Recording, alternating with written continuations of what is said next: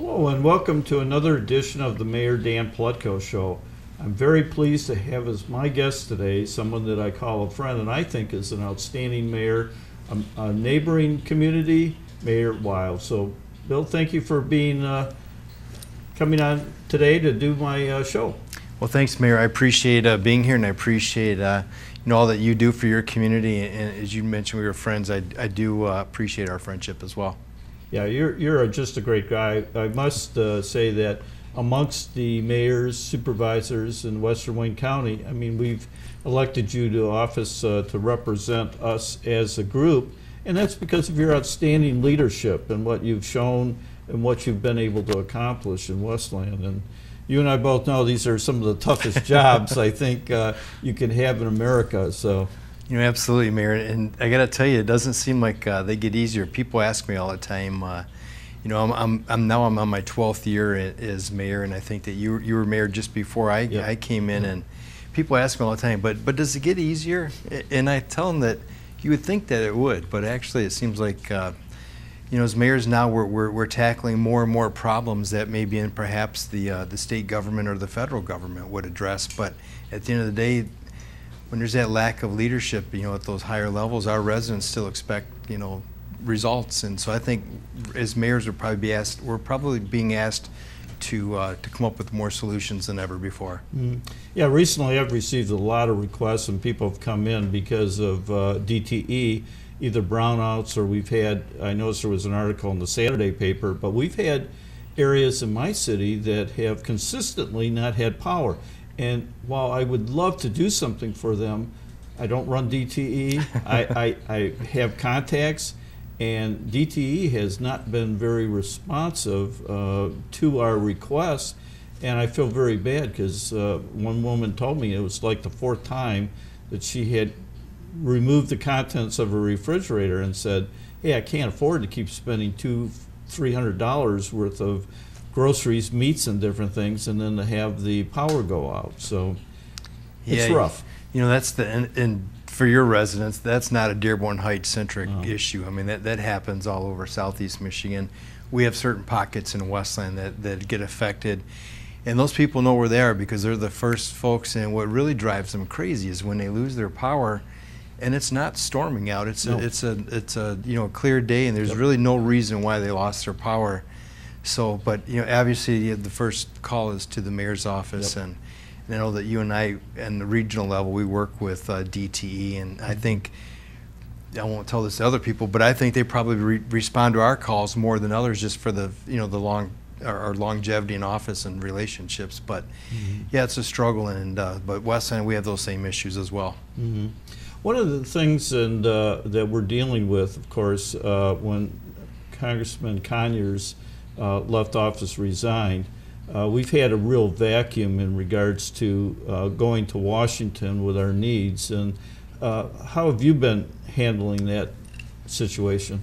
It's been extremely difficult, and when we talk about problems at the local level, I think you and I have probably worked well to bring our cities through the recessions, but now that we're on the other side, we have some long-term issues that are going to require federal help, and both of our cities have been part of the 13th Congressional District that hasn't had leadership in that office since December. And with that said, kind of looking at some of the issues facing our community still, infrastructure, a lot of housing issues, transportation issues, things like pension and retirement health care and stuff, the issues that we're facing, we're going to need federal help. And with that said, I jumped into the race for the 13th Congressional District, Mayor, and my biggest reason why is because I know that we have a lot of issues that need federal help. And when I took a look at the people that were jumping into that race, I didn't really see a candidate there that could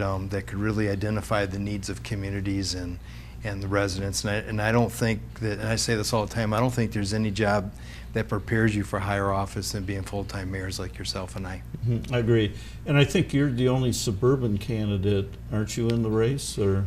Yeah, there's 7 candidates. There are 6 from Detroit. And at the end of the day, by working with you, we share we're part of a sanitation authority together, but By working together through the Conference of Western Wayne and SimCog and Michigan Municipal League, and we've gotten together just with yourself and the mayor of Dearborn and the mayor of Livonia and Canton and myself. We got together to solve problems. I think I really have a good handle on what issues that the communities outside of Detroit have. Well, obviously Detroit's got a lot of issues and they need strong leadership, especially rebuilding their neighborhoods. But out here in the suburbs, we have a lot of those same issues, and I know that in any of the 12 cities that make up the 13th, I know roads are a major portion, and I know that any federal dollars we could bring back to Dearborn Heights would certainly be utilized very well by you and your staff. Yeah, the way that this district was gerrymandered, it really has, I would say, at least two, if not three different kinds of components to it.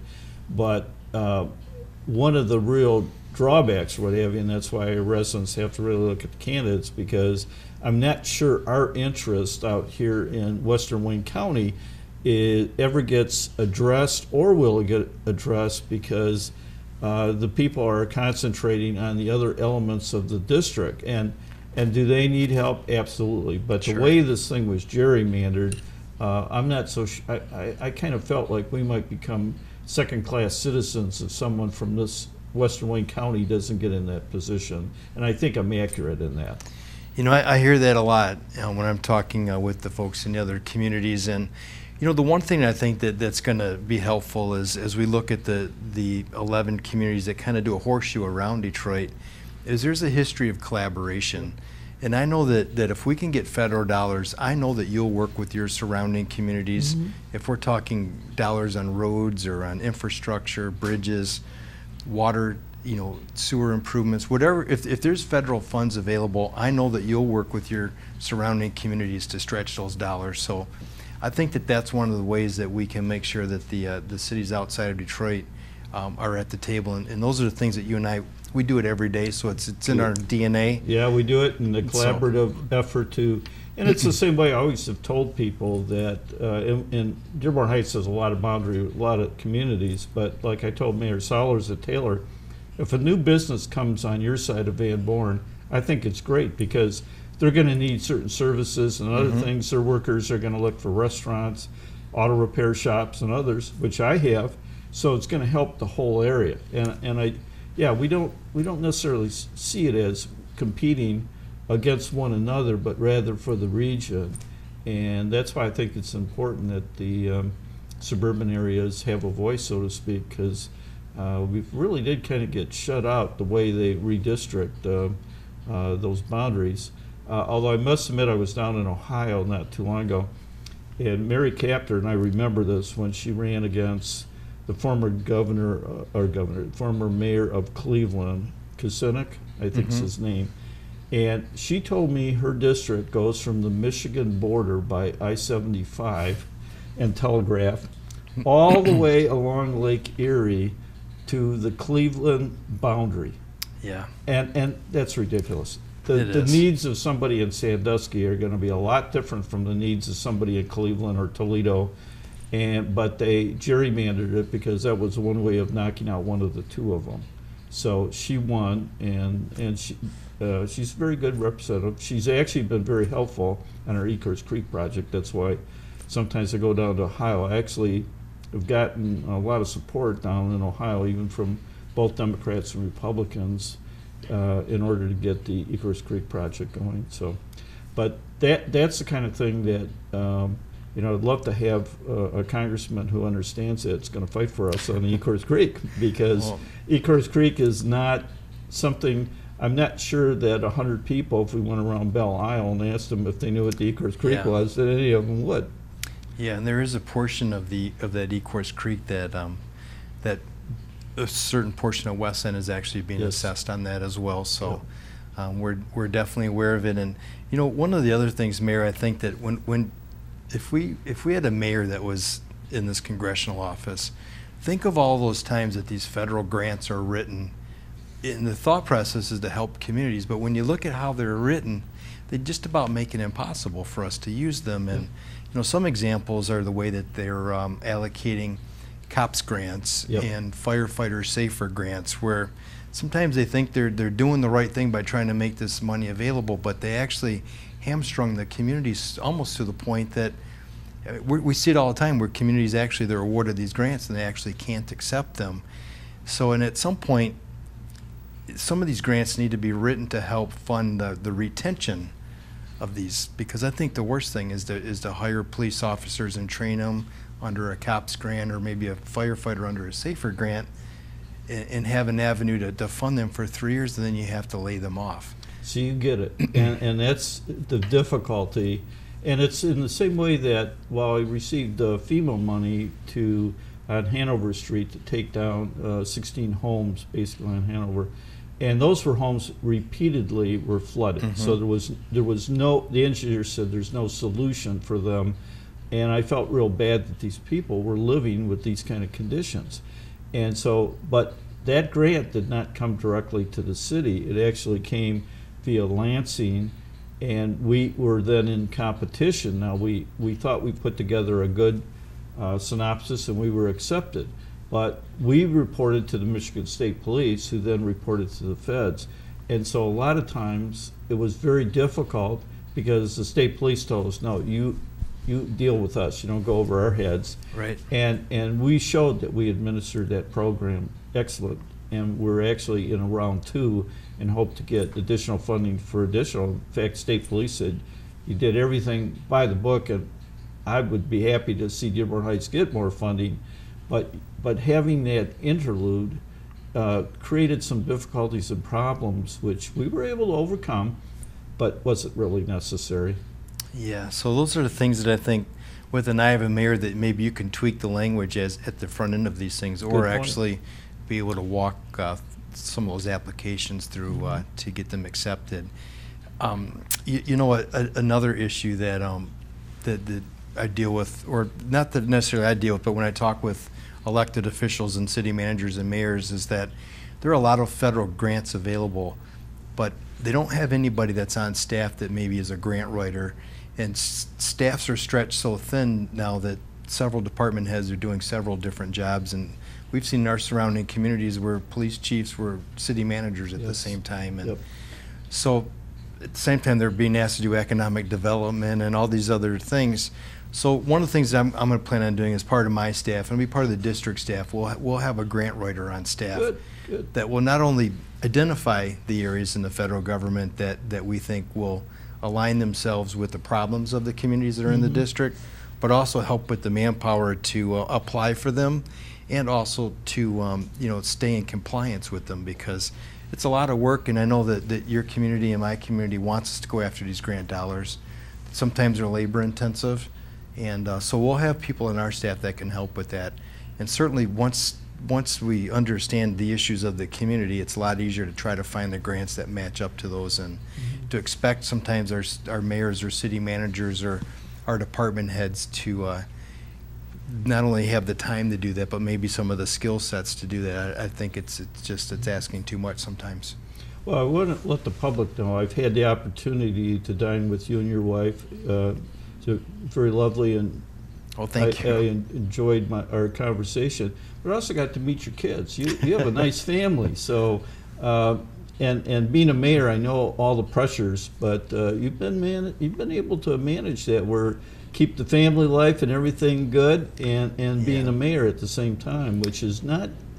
It's difficult to keep both, but you have a very nice family. Well, thank you, and I owe all that to my wife, because she's incredible. So she does such a great job, and she's an educator too, Mayor. You know that she's we're fortunate that right now she's laid off. She teaches in a school district to the north of us here, but they downsized and they laid off some teachers. So it's given her an opportunity to spend more time with our kids, which my son, he's going to be 16 this week, and I have 2 daughters that are 13 and 11. So there's a lot happening at our house.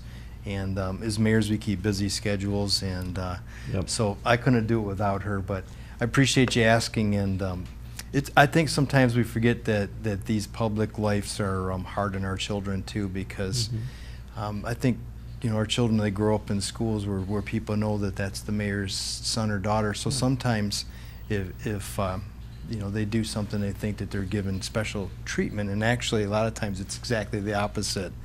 But it's hard for them, especially in the age of social media, because they're kind of watching things and stuff. So, but I'm fortunate. My children, they're all healthy. They're all doing sports, and my wife, she's been a big supporter of me. So, I always you made me think of a point. I have a daughter whose name is Ann. So we had political people come around and they asked me, they go, oh, we're looking for a good candidate. Your daughter has Ann in her name. This is perfect. Do you think she would want to run? And I said, you have to ask her. Now, I kind of knew how she would answer. So they came over the house, and I think it took 5 seconds, and she said, no, I see what my dad goes through. I don't wish to do that. And so she's actually gone pharmacy. But it was interesting. I mean, we have a good relationship, but I understand why she would not necessarily want to go into elective office. So I appreciate that. And no, I must, because I just thought since I had the opportunity, because I've known you professionally and we both went to the same college. I think you're U of M Dearborn grad like I am, and meetings. But having met your family, I mean, I was very impressed. They were a very nice family. You always seem to have kind of an interest in federal stuff. You always have gone to the U.S. Conference of Mayors, which I have chosen not to attend, but I wish I could. But so you always had kind of a deep interest in some of those federal issues and addressing them. Yeah, I guess I have, and through the Conference of Mayors, it's allowed me to sink my teeth into some of these, these national issues. Yep. And but I've always, what I like about that Conference of Mayors, it's mayors. It's all geared towards solutions, problem solving, and I think that we see day in and day out that a lot of the problems facing America are being solved at the city level, and so without a lot of help from the federal government. So I've been very active with them for the last 12 years, and I think it's probably helped me out a lot. I've learned more about how the federal government works. I've done a lot of lobbying in Washington as part of the mayors, and we've lobbied everything from, in Washington it changes within 2 weeks. Of the whole, it wasn't that long ago we were talking about gun violence and safe schools, and now it's on immigration and ICE, and we haven't solved the last two problems yet. No. So it is. There's a lot of issues, and I've never worked at the Washington level. I saw at the state level, and people always told me that it was just 10 times more complicated and difficult. But I know that you'd be able to cut through all that and be able to assist us all very well. You mentioned roads, which is I found it interesting because not too long ago I drove down I-75, and I must say that I-75 near the Ohio border seems to be in perpetual road construction. So sure enough, but what I noticed is how our roads were so bad, and the person that was with me, once we crossed the border, what a difference. The road was smooth. I don't see Ohio doing the same construction that we do over and over and over again. And that's interstate highway, that's federal funds. Yeah, somehow we need to address the roads, but in particular, they are in bad shape, even on the interstates. I mean, you and I both are trying to figure out how to fix all these local roads with the kind of millage that we have, and not getting a whole lot of dollars from Lansing. But even our interstates show Ohio's doing something that we're not doing in Michigan. Yeah, I don't know if it's materials or what it is, but it always seems like we're kind of maintaining, we're doing maintenance work as opposed to really investing in our roads and doing it the right way. I think we were fortunate a couple years ago with I-96, we saw what the federal government could do if they really wanted to. Mm-hmm. I think we're both fortunate now that Ford Road has been resurfaced, yes. And I believe they're just about through Dearborn Heights at this point on Ford Road, and they're lining up to come into Westland, so that's much needed. And one thing I wanted to get your opinion on is, the federal government has just passed this $1.5 trillion infrastructure bill, and it sounds like a lot of money, but when you start to think about all the different things that could constitute infrastructure, we automatically think of roads and maybe water and sewer, but at the federal level, they're thinking airports and Yep. ports and tunnels and bridges and stuff. So that money's going to go pretty quick. But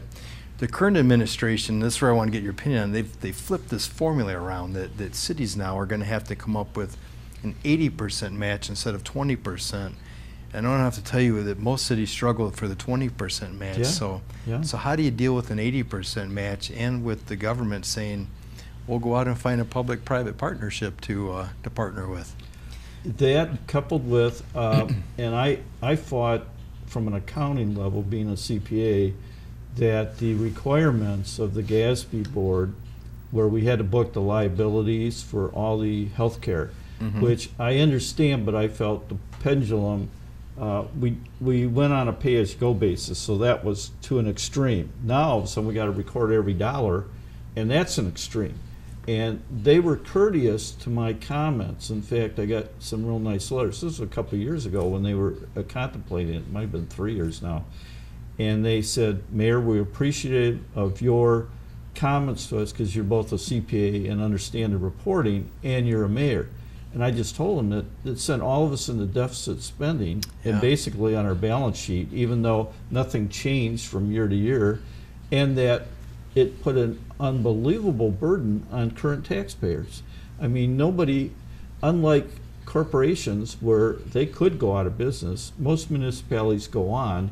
So why would you put this hardship on them and make the assumption we're all going out of business at the end of our fiscal year? And so record every single dollar of potential liability and expense.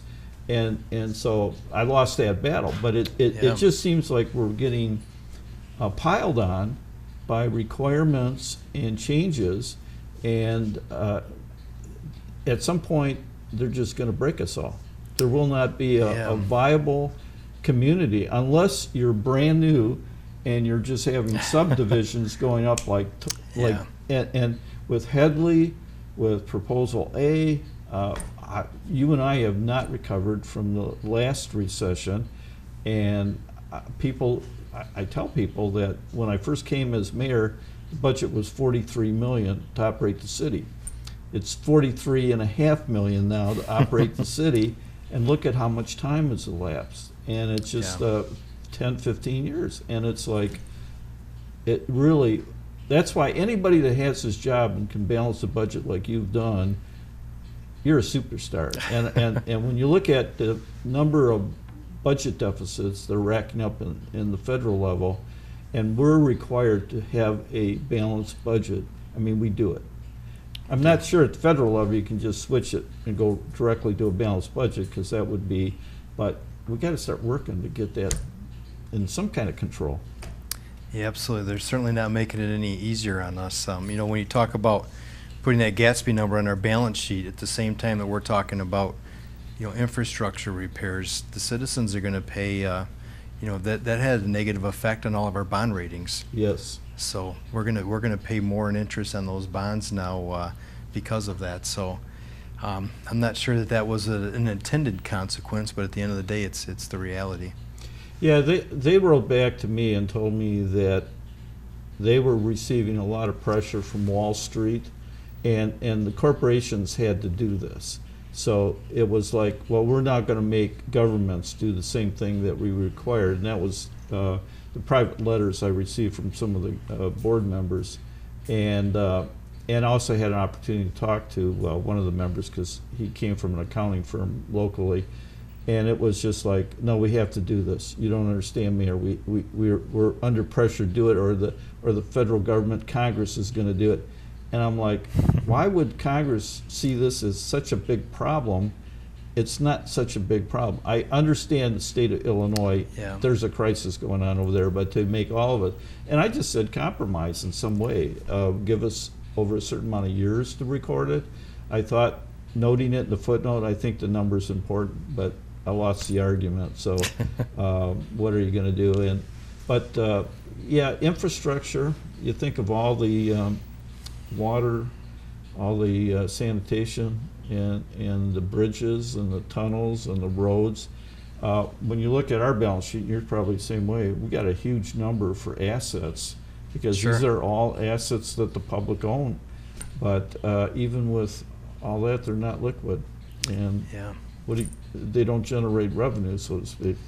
You know, there's a lot of talk about OPEB, which is the retirement health care that a lot of us have, and they say that the risk on the gap on infrastructure with the infrastructure that you have and to improve it, the dollar gap on that is probably even larger than the OPEB gap in most communities. So we're kind of facing those are probably long-term our two biggest issues that I haven't seen anybody in Lansing talking about it. The governor candidates surely aren't, so Nope. we're definitely going to need some help from the federal government on those problems.